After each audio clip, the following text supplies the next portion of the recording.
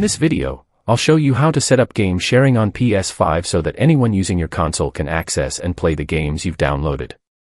First, go to the settings icon in the top right corner of the home screen. From there, scroll down and select users and accounts.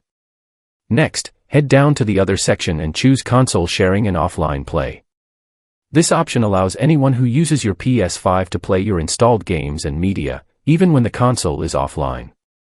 Keep in mind, this feature can only be enabled on one PS5 console at a time.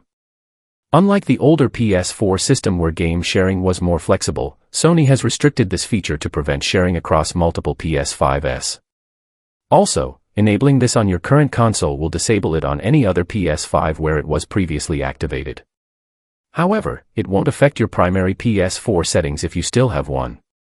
Once it's enabled, any user who signs in on your PS5 with their own PSN account will be able to access the games and media already downloaded on the console.